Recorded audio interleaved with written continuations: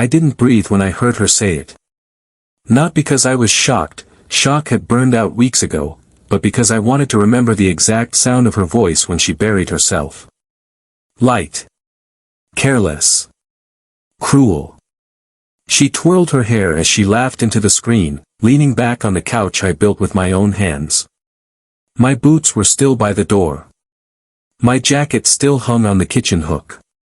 I was a ghost in my own home, watching her rewrite our life as a temporary inconvenience. Her mother said something I didn't catch. She rolled her eyes. "Mom, please. I'd never marry a man who smells like construction dust. I'm just bored. It's not like he'll notice anything." She giggled. I felt nothing. Just confirmation. When she ended the call, I stepped back into the shadows of the hallway. She never knew I'd been 3 feet away. Never saw the small velvet box in my hand, empty. The ring was already back at the jeweler's, resting under cold white lights. A refund pending. A future cancelled. I slipped out of the apartment silently. She didn't even notice the door close. We met 3 years earlier at a charity event I helped renovate for free. She told me she admired men who worked with their hands. Said it with a soft sincerity that made me stupid enough to believe her. She loved the dust on my clothes, the calluses on my palms. She said it made me real. But love fades fastest in people who never meant it. The shift began small. Nights she came home wearing stronger perfume than she'd left with. A new laugh, sharp, practiced, one she never used with me. Her phone always face down, always on silent, always warm from recent use. I noticed everything.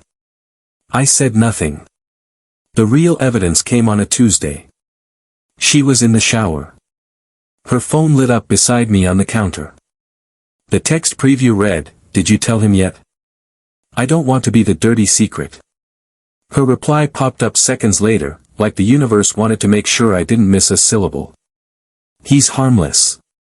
I'll handle it soon." Harmless. That word cut deeper than any blade. I put the phone down gently, as if it were something fragile, as if she hadn't already shattered everything. I didn't explode. I didn't confront her.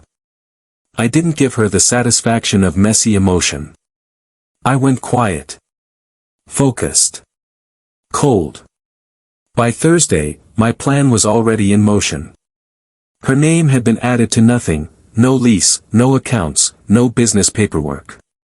She always assumed my life was hers to step into, that marriage would give her access to everything I built from sweat and long nights. She didn't realize I had protected myself long before I needed to.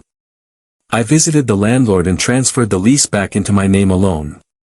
I spoke to the jeweler and finalized the return. I backed up every message and recorded every shifting lie.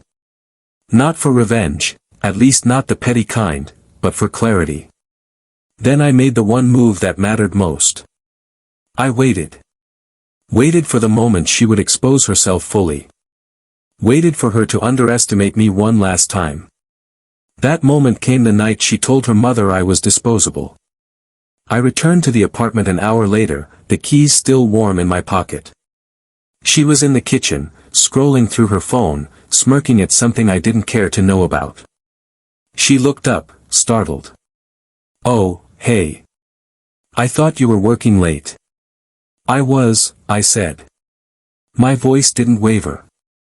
Just needed to grab a few things. I walked past her straight to the bedroom and started packing. Clean, mechanical movements. No theatrics. She followed, confused.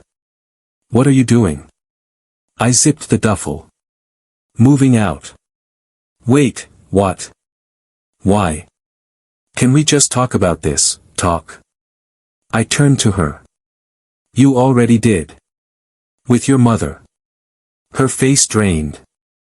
That tiny twitch in her jaw, that's when she realized the walls had shifted around her. "I didn't."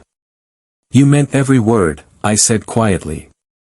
"And that's the part that matters." I handed her a single envelope. Inside were printed copies of her messages, the lease update confirmation, and a photo of the empty ring box. "I'm leaving the apartment to you," I added, "for tonight. My name's off the lease. You'll need to vacate by the 1st. Her lips trembled. "You're kicking me out." "No," I said.